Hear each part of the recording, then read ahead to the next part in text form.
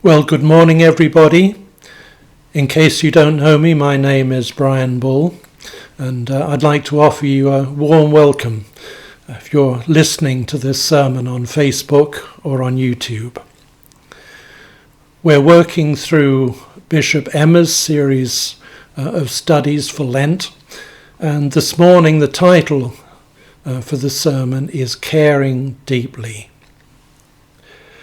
I must admit, when I first read the themes for this series, follow daily, care deeply, speak boldly, tread gently, it struck a chord as a potential title for a romantic novel along the lines of Truly, Madly, Deeply.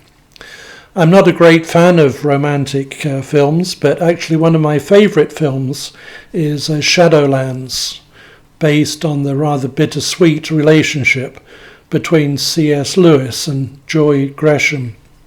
One of the things that I think we learn from watching that film, if you have watched it, is that caring deeply always carries risks.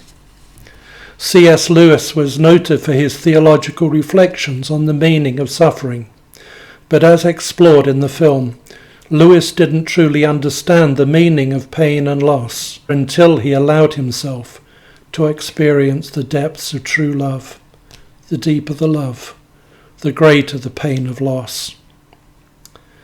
So let's start by looking at the passage from John's Gospel that's set for today. It's in John chapter 19, verses 25 to 27. Meanwhile, standing near the cross of Jesus were his mother and his mother's sister, Mary the wife of Cleopas, and Mary Magdalene. When Jesus saw his mother and the disciples whom he loved standing beside him, he said to his mother, "Woman, here is your son." Then he said to the disciple, "Here is your mother." And from that hour, the disciple took her into his own home. It's a situation that should resonate with all of us in our present circumstances. Jesus' mother, together with the other women and the Apostle John, is watching from a distance while her beloved son approaches the end of his life, dying in lonely agony without anyone to comfort him. He's carrying the sins of the world on his shoulders, but carrying that burden in terrible isolation. During the past year, so many people have had the tragic experience of watching on from a distance, unable to hug their loved ones, unable to sit by the bedside and hold their hand. They've had to attend funeral services where social distancing rules keep them from being able to hug and comfort those who are bereaved. When my wife Celia passed away just 2.5 years ago now, the thing that helped me most through the experience of loss was the mutual family hugs, the physical comfort from friends, from the church family. I don't know how I would have got through those first few weeks and months without that physical support and comfort.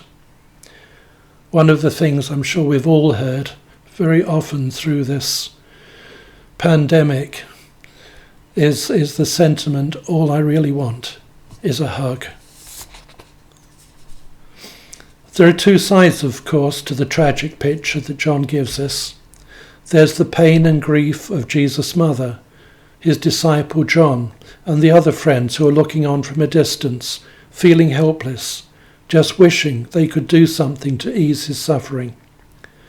But we also see the amazing grace and never-failing love of Jesus, who, even in this darkest hour, is concerned about his mother, concerned to ensure that she's properly cared for, not for a moment left alone with her grief and her loneliness. When Jesus saw his mother and the disciple whom he loved standing beside her, he said to his mother, "Woman, here is your son." Then he said to the disciple, "Here is your mother." The depth of loving care that we see here reflects the love and care of an amazingly generous and loving Heavenly Father. There's one very special word used in the Old Testament to describe God's loving kindness. The word is chesed, It's translated variously as unfailing love, loving kindness, sometimes covenant love. It's a difficult word to translate as it has such a depth of meaning, but here are some components. Firstly, God's love for his people is utterly undeserved. The history of the Old Testament is all about God's relationship with his very rebellious people. They failed him time and time again, but God never stopped loving them, even for a moment. God's love's abundantly generous. God gave the people a land flowing with milk and honey. Yes, there were times when they experienced hardship and famine. These times usually coincided with times of rebellion and disobedience. But it was never as a punishment, more as a wake-up call to bring them back to God. The prophets continually reminded the people that if they turned back to God, God would turn back to them. God never stopped loving them.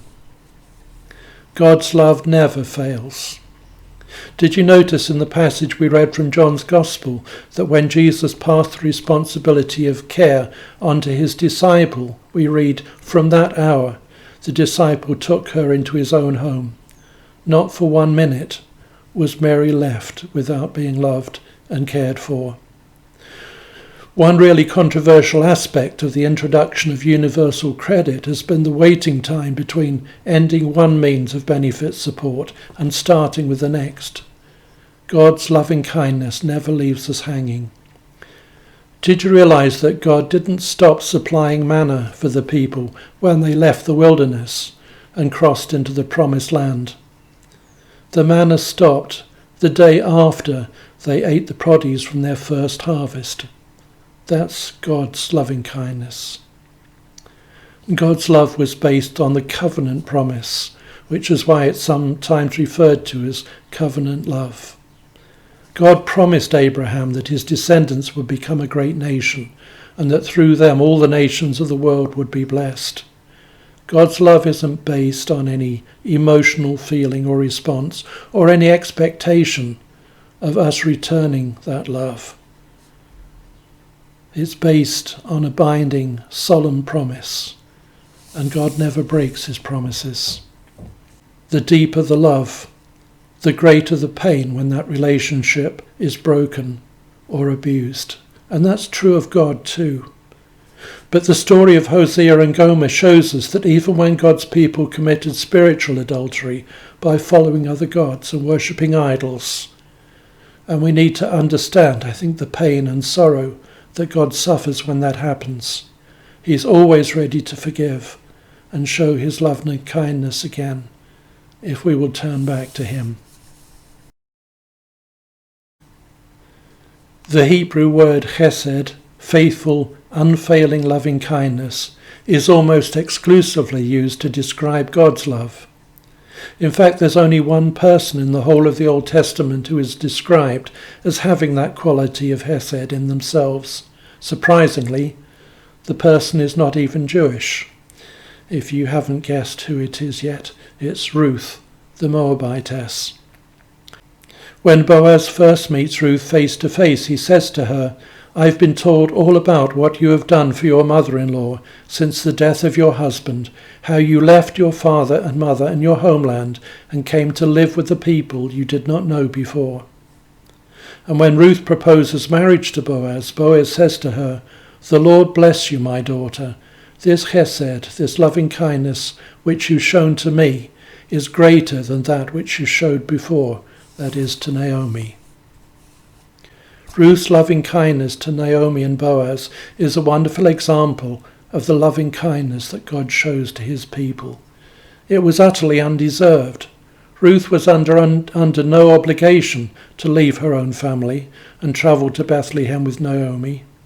And Naomi wasn't acting in a way that would encourage her. She was bitter. She tried to dissuade Ruth and Orpah from going with her. And when they arrived in Bethlehem, she shut herself away and left Ruth to go out and glean the ears of wheat or barley. It was a costly and many ways dangerous thing for Ruth to do. She came to Bethlehem as a refugee and as a single unaccompanied woman was seriously at risk of being abused. It was only Boaz's kindness, that kept her safe and free from harm. And her loving kindness, like God's covenant love, was founded on a solemn, binding promise. Where you will go, I will go. Where you stay, I will stay. Your people will be my people, and your God, my God. Where you die, I will die, and there I will be buried. May the Lord deal with me, be it ever so severely, if anything but death separates you and me. That promise was enduring and unconditional and forever. The story of David and Mephibosheth is also about the quality of chesed, of God's unfailing love. We don't have time to go into that story now, but it's worth pointing out that David did not claim that quality for himself. Rather, he asked his servant, "Is there someone to whom I can show God's loving kindness?" There are very few of us, I believe, who could emulate Ruth's example of unfailing and sacrificial love. But we could all ask the question that David asked. Is there anyone to whom I can show God's loving kindness? As we start to ease out of lockdown, there will be many people among us and around us who've been traumatized in some way by the coronavirus pandemic. There are those who've lost their family and friends, who've been unable to visit elderly relatives in care homes and seen them deteriorate through loneliness and lack of physical comfort. There are people who have lost their jobs, who've been unable to pay their bills and feed their family, may be left with serious debt problems. People whose jobs may still be at risk when furlough arrangements come to an end. People who suffered abuse or trauma during lockdown and have been unable to find any relief or escape. How deeply do we care? Are we willing to bear the cost that goes along with it?